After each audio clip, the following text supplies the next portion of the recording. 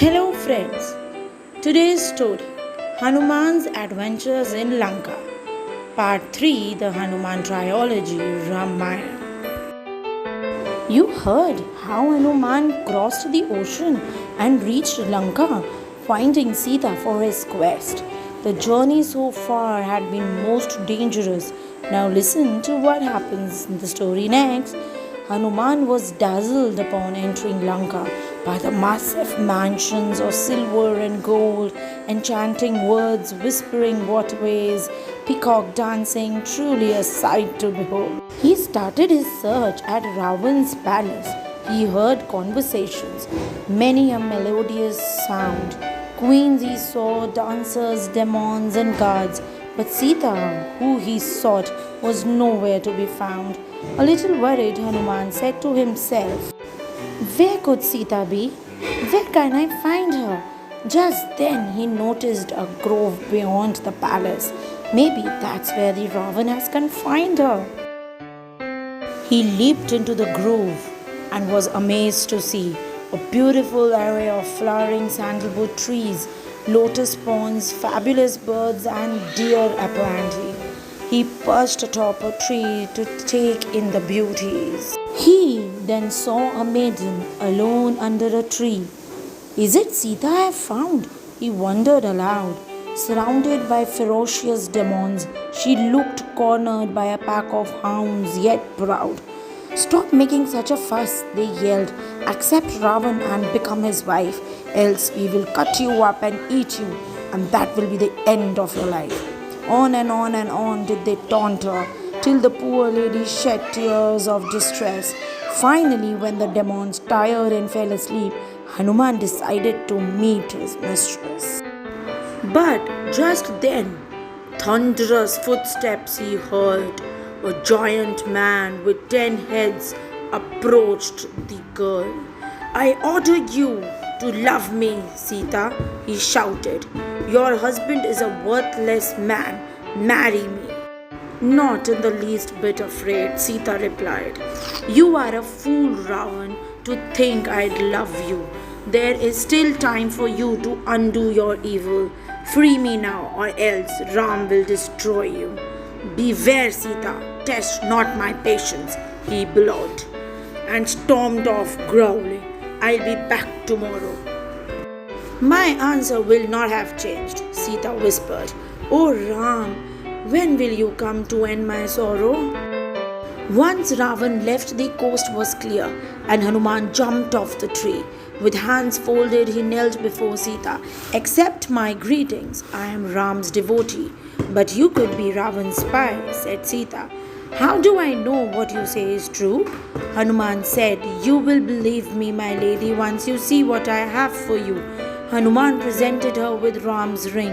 On seeing it, Sita gasped with absolute joy. She knew then that she could trust Hanuman and that he was not part of Ravan's evil ploy. Clasping the trinket to her heart, Sita broke down and sobbed. "My dearest, when will you free me?" Hanuman assured her. "He is desperate to find you. He closes in on Lanka at the head of a mighty army. Rama's been devastated since you were taken. I can't wait to give him this news about you. Please give me a keepsake to take to Ram, which he knows can come only from you." Sita undid her bejeweled hairpin and said, "Give this to Ram and bid him make haste. I cannot bear this torment for much longer. Tell him there is simply no time to waste." Hanuman vowed to Sita and bid her farewell, but there was one more task before he went. He had decided to launch an attack on Lanka to learn about Ravan's plan and strength.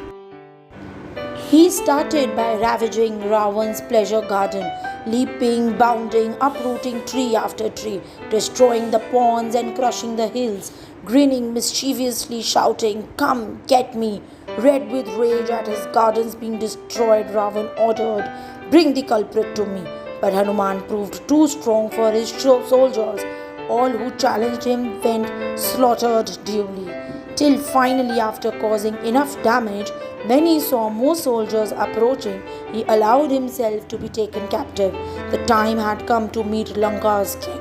The soldiers yanked Hanuman by his tail, dragging him all the way to Ravan's palace. The demon king hollered, "Impudent ape, just who you are, filled with much malice? Is this how you treat your guest, O king? Won't you ask me to sit?" Hanuman said. The court laughed at the monkey's check, so he decided to teach him a lesson instead. Ripping apart the ropes, shredding his shackles, Hanuman coiled his tail to form a grand tower. Leaping atop, he looked down and smirked. "You see, a monkey's tail has much power. I am Ram's messenger," he then declared them a grim voice that rang across the room. "Set Sita free, for she belongs with Ram, or else prepare to face the town." By now, totally enraged, Ravan shrieked, "No one dares to speak thus to me. You seem very proud of that tail of yours. I have a plan for it. Just wait and see." "Set his tail on fire," ordered Ravan. In a trice, the demons pounced in, but longer and longer Hanuman grew his tail. They couldn't find its end, much to their chagrin. Finally, Hanuman let himself be subdued. Around his tail they thread oil-soaked rag. But hey, fire would just not catch his long tail. They were now confronted with this new snag. So mighty Ravan himself got into the act, tried to start a fire blowing from all of his 10 heads. The flames leaped up but burned his large moustache. That left Ravan's pride literally in shreds.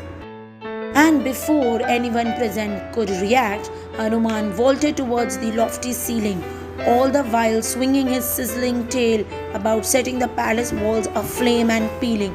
He then flew out of the scorching palace, hopping across the city roofs, creating mischief. Oh boy, he set all of the golden Lanka ablaze, leaving a trail of destruction, causing Bethlehem. Palaces and mansions, pavilions and orchards were all engulfed by the fire, all inflamed. Gold pillars melted, jeweled walls crumbled, Lanka was on fire. Ravan's capital was maimed. Hanuman's task in Lanka was now complete. He took a leap back to where he had started, the spot where Ram and monkey army had waited anxiously since he had departed. "I have found Sita, O Lord," said Hanuman. "She sends you her love and this precious hairpin, and pleads you to make haste and rescue her soon. She is unharmed, but her patience wear thin." "Glad I am to hear that Sita is safe," said Ram. Tears of joy streamed down his handsome face. "Oh Hanuman, how can I ever repay you?" he said, as he held his loyal friend in a warm embrace. Ram then walked to the edge of the ocean. There was the fabled Lanka for all to see. He folded his hands and closed his eyes, prayed for a way across the mighty sea. The sea god answered Ram's prayer. Miracle occurred as they watched in awe. Huge stones, massive rocks could float on water. A mighty bridge was built to reach the Lanka's shore. They marched to face the demon army and bravely fought a most fearsome war. People say that such a fierce battle had never ever been fought before. Many acts of valor did Hanuman perform. One in particular is remembered to this day, when he was called to save Lakshman's life, as wounded by a poisonous arrow the prince lay. Lakshman had been fighting Indrajit, Ravan's son, a fierce battle of equal skill. Just before sunset, Indrajit shot a magical arrow tipped with poison. Hit by it, Lakshman fell. His life was in threat. Ram rushed towards the wounded Lakshman. Cradling his brother in his arms, he cried, "How will I live if something happens to you?" But Lakshman did not stir, much as Ram tried. A doctor then examined Lakshman and said, "I am afraid the poison will soon reach his brain. There is only one medicine now that can save him, a herb from the Himalayas. It grows on a mountain." Sanjeevani is the name of that miracle herb and it grows high on the mountain Rishab. If someone can get it here from before sunrise, there is a chance we may have Lakshman. As soon as Hanuman heard this, off he went from Lanka to the Himalayas. It was a long way. Son of the wind, faster than the wind he flew, reached the faraway mountains the same day. He found the hill but could not locate the herb. They all looked the same. What should I do? He said.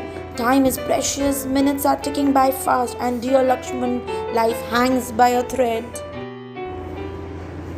Using his special power, Hanuman grew in size and uprooted the mountain with all his might. Placing it in the palm of his hand in a jiffy, he was back up in the air in full flight. Soaring swiftly, he reached Lanka in no time. Lakshman was given the medicine immediately. With bated breath, with hope, everyone waited till the lifeless warrior opened his eyes finally. With renewed vigor, they resumed the war. The combat was ferocious and heated. Finally, Ram's troop emerged victorious. Ravan and the demon army was defeated. Rousing cheers of victory filled the air, and it was time for Sita and Ram to finally unite. Seating his lord and lady on his broad shoulders, Hanuman set off on a back to Ayodhya flight. Ram was crowned the king of Ayodhya. The city was joyous, the citizens breathless to thank Hanuman for all that he had done. Sita gifted him a priceless pearl necklace. A little while later, people found Hanuman sitting and breaking each pearl bit by bit and tuned. They said, "This gift is precious, Hanuman. Why are you destroying it?" "I am looking for Ram and Sita in the pearls. Else this necklace is of no use to me."